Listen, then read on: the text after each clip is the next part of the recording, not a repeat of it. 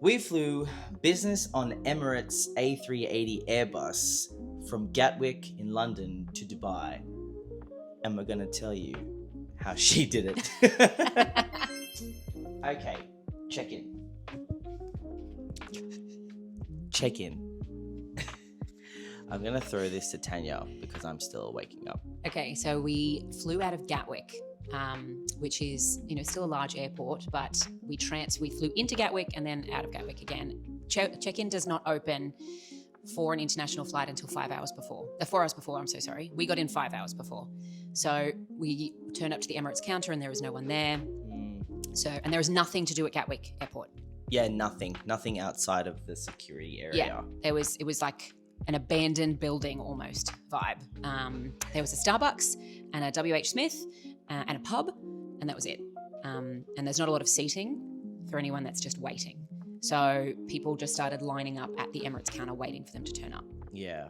There wasn't too many people because how many flights a day actually leave Gatwick to Dubai? 3. Yeah. There's 3 a day and we were on the last one. Yeah. But it's like the Emirates counter is there just for the Gatwick to Dubai flight. They do 3 a day. But check-in was very, very easy. We had the dedicated business class line. Mm-hmm. And then when you go through customs and everything, which was also very easy to get through, it's a whole different world. There's so much.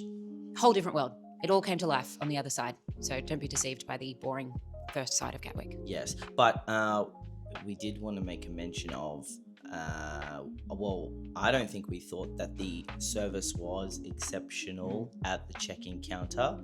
It was a bit lackluster. I think it was just the individual. Yeah, that's fair. The younger girl who checked us in was just not very into it. And I think Emirates, tries to offer a consistent premium experience, especially for a business class traveler. So yeah, that could have been elevated to make She did check better. our bags all the way through to Sydney, which was nice, but we also asked her to do that. Yeah, that's right. As opposed to the Air France Where they just did counter everything. where they did it on behalf of us without us even asking. Yeah. But the lounge is the next video. The lounge. We're talking about the lounge. Okay.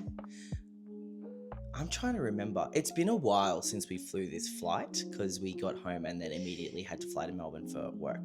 For a week. So the lounge was really, the entrance was unassuming. All the lounges are in one vicinity. Oh, and we went down these stairs and there was these double doors and we're like, where are we going? But behind the double doors was this golden Emirates sign that was like, ooh. The lounge was fantastic. Now I remember it. Oh my gosh. Well, we got some good footage because we were, the second people in there? Yeah. Because there's only 3 dedicated Emirates flights a day, it's just They whoever's... opened for this flight. Yeah, it's just whoever's on the flight and in business or platinum or whatever, they're the only oones that are in there. It was insane. We got there before anyone had touched the food, so the display was immaculate. We even saw one of the ladies send back a plated food because she was like, I don't like how it looks. I don't like the mint arrangement. They were so particular and it was just incredible. The service in there was incredible. Yeah. Massive shout out to those people working in the Gatwick lounge. It was Yeah, they were really good. so good. Yeah. And there were some difficult people in there while we were there and they handled all of them with grace. Yeah. They were very calm with them and very good with them. So yeah, their customer service was just off the charts. Really, really good. I think we did get some good shots of that. Yeah, we did. Yeah. Amazing. Anyway, and then straight into boarding. Boarding was fun. It was easy. We just walked to the gate and then there was already a massive line. We were like, are we boarding already? Like, we're 10 minutes early. But then we went around a different area and waited in a separate room. Oh, yeah, for priority boarding. Well, and because we went upstairs and everyone else went downstairs to economy because business was up. Yeah. Yeah, of course, because we're in the A380. Yeah. So that was seamless. No dramas. Easy. The standout really of that pre-flight experience was the lounge on board experience.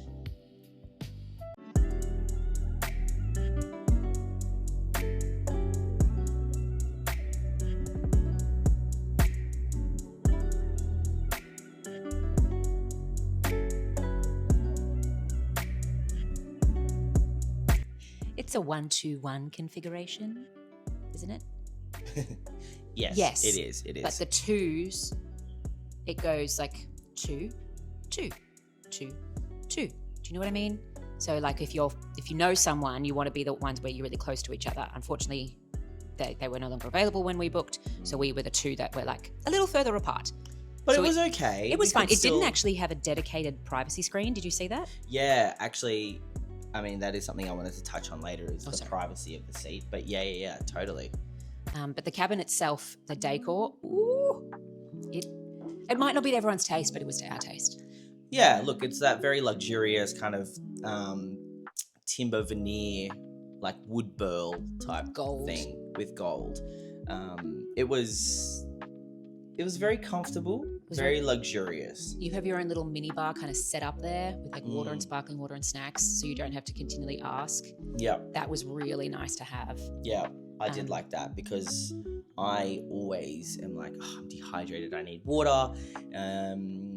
And it was nice to have 3 bottles there waiting for me, as well as everything else that they served me. I drank all of those 3 bottles plus like another 3. So it was just shy of a 7-hour flight, I think. It was a nighttime flight. Yeah. It was really hard. It was difficult. Pajamas? There was no pajamas, I think. Oh, you got that later? Well, we're kind of going all out of order. Yeah, sorry, I do I'm have sorry. a list here, and she's I'm completely gone off sorry. script. I don't remember what we wrote. No, it's fine. Oh, okay. Keep going onboard experience. Yeah. And move to the next one. Yeah. That's, So, we talked about the cabin. yeah, but where he spends most of his time on the flight. Well, the bar.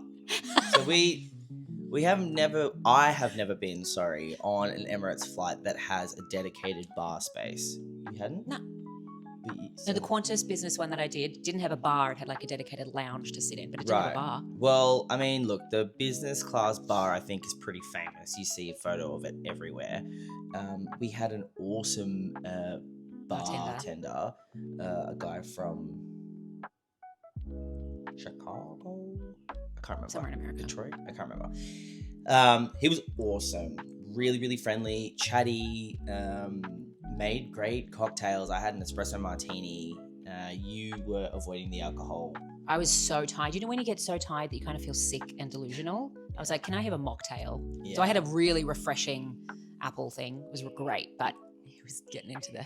Yeah, so I had a really nice cocktail. I just enjoyed sitting there, the novelty of it, and I wasn't tired. I was excited. So there was a couple of other people, probably about our age, who were hanging around the bar area too, which I just thought was... Like they were travelling alone as well. Yeah, so it was just kind of an interesting meeting place. Yeah, and in the bar area where there was lounges, there were seatbelts. So if you were in the bar having a drink and the seatbelt sign came on, you could stay there and you just put the seatbelt on. Yeah. So that was really handy. You didn't have to go back to your seat. Really enjoyed the bar. I think that's a really valuable addition, especially if you're flying to have that luxurious experience, or you're flying to network or have business meetings or whatever. I think it works. I like it. Yeah. Okay, the seat. Controversial. I liked the Air France seat better. Me too. I found that the seat wasn't as comfortable for me. I don't know if it was too hard. They did put the mattress pad down. Yeah, and Air France, they didn't do a mattress pad. Yeah, and yet I still felt more comfortable on the Air France flight, and we were on that flight for 15 hours. Yeah, 15 hours. So I also just don't know if it was like us on the day, maybe. I'm not sure. I mean, look, I slept on it for a couple of hours because I just needed to. But when it went flat, the armrest on the side, you couldn't lower it. So you're like dunk, dunk. Whereas the Air France one, you could lower it all the way down, so it wasn't like in your way as you tossed and turned.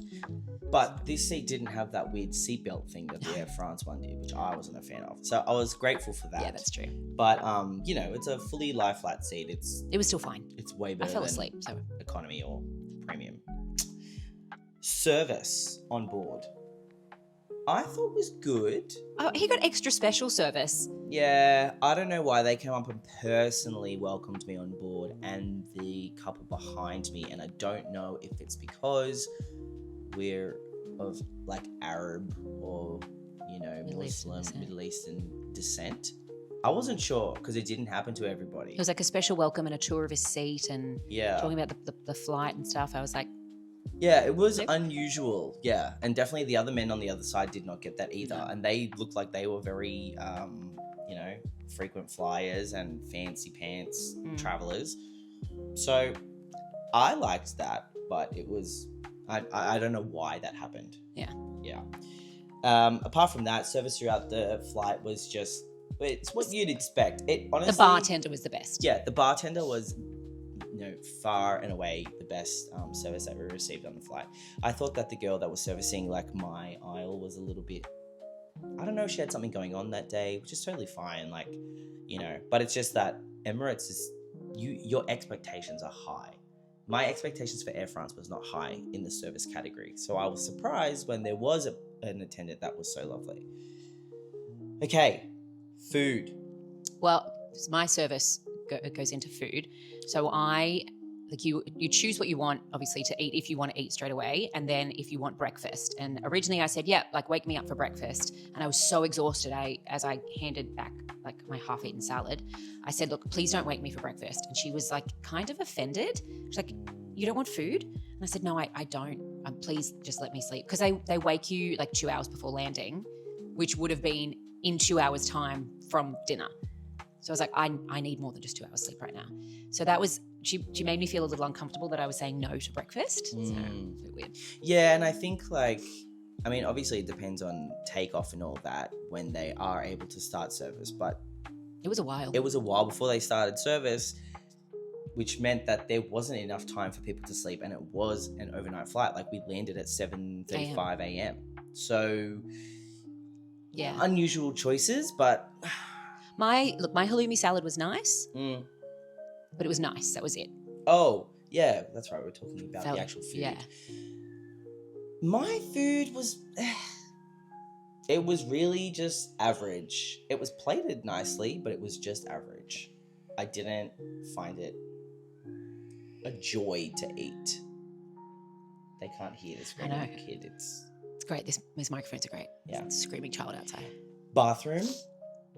It's standard. Nothing will beat the Singapore Airlines first class bathroom ever. Yeah. Or maybe the Etihad residence, but we haven't done that. It was time. It was fine. Yeah, it was. I don't really remember it.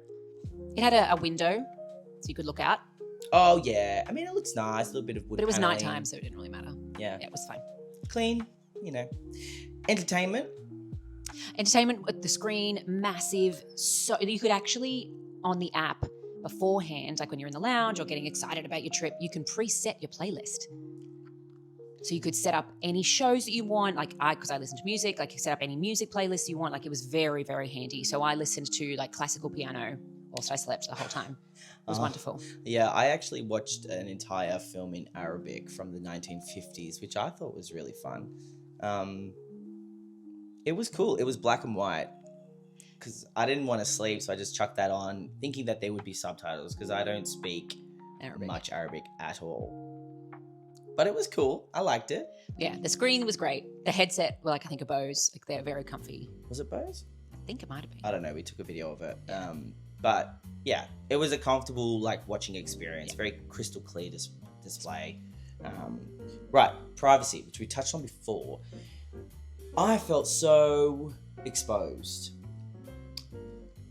If we compare it to the Air France's business class seat, that seat had a kind of a return on the seat that came a little bit further forward, which made you feel like you had some privacy. The seat on the Air France, on the Emirates flight was about here. So you were just looking at everybody. The seat also was direct forward. All the Air France ones were slightly tilted. So on my Air France one, this, no one could see my screen. No one could tell. We were watching White Lotus, and there's a lot of nudity in White Lotus. And so when it's forward, I'm like, oh gosh, cover it up. Who's around? Yeah. Don't see the peen. Yeah. I could see the other guy exactly. I could see what he was eating. I could see what he was doing on his phone, his screen. I was like, this is just really exposing. Which also made filming difficult. Yeah, and I get really funny about people's privacy. So Tanya actually did all the filming pretty much because she's like, don't care. No shame, which I'm very grateful for, because I just was like, I can't do it. I'm too embarrassed. I feel like people will be upset, and yeah, which is a healthy thing to have if Absolutely. you're filming in a public space. Bit of But boundaries. yeah, so it did make that difficult. And finally, amenities on this flight. We got given the amenities after takeoff, didn't we? Or no, just before takeoff. So they weren't at our seat. They walked around. That's They're right. male, female. Yep. Yeah, they are Bulgari amenities bags, full to the brim with products. We did do a quick little display on our kitchen bench for you guys, but I mean, Like, ladies, there was a hair elastic. Like, how many times have you been on board being like, I just want to put my hair up. Where's my hair elastic? There was a hair elastic in the amenities kit. Those kinds of things. that is clever. I would never think of that. That is clever. Yeah. For your comfort, you know. Yeah. I had a razor, like a full-on shaving kit, which I used. I like just tidying up, usually between flights. All kinds of like lotions and stuff like that. Deodorant. Yes. Oh my gosh, deodorant. Because you go have a shower in the lounge, You're and then half the time I'm like, shit, I've packed my deodorant in my checked luggage. So I was really grateful for that. And also some actual, like, I think eau de parfum. Yeah. Okay, Like Bulgari, like really nice quality stuff. So we were pretty impressed with that. However, no pajamas. No pajamas. Because it has to be, 9 hours and over, and then you get pajamas. Has And to. people were like kind of pissed about it. They're like, this is a night flight. They're like, yeah, we don't offer it. Don't offer. So I was a bit bummed about that, but you do get the nice eye mask and slippers. So Yeah. Enough. I'll guide you. I've gone off script. I just wanted to touch on when we got to Dubai, we did actually have access to the first class lounge, the Emirates first class lounge. And look, it just was not right to film in there. It is so large. We didn't realize we would be able to have access to it, but because Tanya was platinum with Qantas, very quickly before we got there, we realized, oh my gosh, I can go into the first lounge. we can go into the first class lounge. It was exquisite. It was like a whole other airport of its own. Yeah, but it just did not feel right to film there. It just seemed like there was It's a lot of people. It's very high class. Yeah, it just wouldn't have been appropriate. Yeah. So we just left it, but we will just verbally tell you, really great experience. If you've got time as well, we were quite rushed, Yeah, we didn't have long. but we managed to get a shower and have a meal, which was needed. So the beauty of from Dubai, any flight leaving, from that terminal, because there's a different lounge in every terminal. I think we're in Terminal A. Anyway, it doesn't really matter. The lounge takes you exactly to the gate. Like, you don't have to go down into the general pleb airport and line up down there. You go through like security at the top. They check your bags, and you can't take any water bottles from the lounge, which is weird. And then you get in a lift dedicated for first, business, economy, and premium economy. So we get through, and then we're humbled to our economy and premium economy lift. The second leg of our flight was economy. We couldn't do anything about it. They were oversold. Our flight was oversold, so we had no chance of an upgrade there. But it was just so nice to go straight down in the lift, and we were literally on the plane, like walking up the ramp onto the plane. So that was. I think apparently most Emirates lounges do that. Yeah, not Gatwick. Gatwick didn't. How did we do it? So we were very, very lucky. Last minute, we decided to change our flights. Because of the bombing that happened in Doha, which was where our previous connection was going to be. Because we had business class from Europe to Doha, Doha to Jakarta on the Q suites. Yep. And then we had an economy flight home from Jakarta, which would have been doable. Manageable. But, just with current climate, we were like, you know what, let's just see what we can do. So I popped onto Gyoza flights, Gyoza, Gyoza flights, and there was 2 business class seats available from London to Dubai. I was short just a couple of points, so I purchased some extra points on Qantas, paid a small fee for the taxes and stuff. Do you remember how much that was? The taxes, I want to say it was like £230 a person. Okay, so like, it wasn't like cheap. Yeah, so we're looking at under 1,000 AUD. Yeah, But for the experience and getting to fly the business class product with Emirates, it was definitely worth it. And for the peace of mind for us, That's true. it was definitely worth it. And I managed to get a refund from everything from the Qatar stuff. So Because we it all cancelled worked it out. for enough time. Yeah. But look, we did take a couple of little grabs of us desperately Hustling. trying to find these flights on Gyoza flights. It was very difficult. We spent hours and hours. Tanya spent days. Yeah. I helped for hours. And I was realized like, that- this is exhausting. I was like, yeah, it is. But we were just really hoping that something would come up last minute, and something did. Unfortunately, not all the way to Sydney, but we got our economy flight to Sydney, and it was fine. And it was direct. We didn't stop anywhere, so it was Yeah. fine. I'm just documenting us desperately trying to find We're not desperate. We think we should. find new flights home from Europe, seeing as the situation in Doha recently has been a little bit tense. We were supposed to fly London to Doha, and then Doha to Jakarta to Sydney. Reward seats. on Qatar Airways Yeah. business class, and one of the legs was Q Suites. But it was like an 18-hour layover in Doha. I'm thinking that might not be the best option. We're just seeing what our options are. So we're on Gyoza flights, our hot tip. It's so easy to navigate. Yeah. And we did see a first class Qatar flight come up, which meant we wouldn't have to spend a time as a stopover. Anyway, we'll see if something comes up. We've tried so many times to book a flight home that is not economy. We had to just bite the bullet and buy an economy flight. We are still looking online, but we'll get to Gatwick Airport in London in a few hours, and we're going to try at the Emirates check-in counter there to see if we can buy an upgrade. Well, we've got exit row so far. We have extra leg room, but In we're also economy. not sitting together We're not sitting together. because we booked it last minute. We're sitting both in the middle seat. But just overall, let's give an overall. Like out of 10?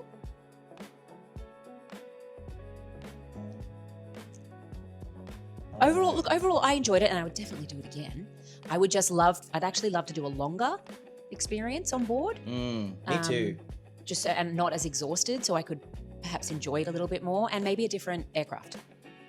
Yeah, that's true. I was talking to the bartender, and he did say that something like the bar on the 4-class. on the 4-class A380, because we were on a 2-class, which means that there was only business and there was only economy, 2 classes. Whereas if you're on the 4-class, you've got all 4 classes: economy, premium, business, and first. And he said the bar on that is even more spectacular. So would be interested to see that. Yeah. I think overall for me, the service wasn't really there, the food wasn't really there, but the cabin is so stunning and the amenities are beautiful. Yeah, it was still a great flight. It was exciting, but it wasn't. We had really high expectations. Yeah, we had. And I preferred my Air France flight. The food on that just, Yeah, it was incredible. oh, And we had butter. You had some butter on your bread. He's like, this butter doesn't cut it. honestly, something so simple. Bread and butter, Air France, nailed it. Emirates, yeah. Anyway, we're already planning our next one. So stand by. Yes. Signing off.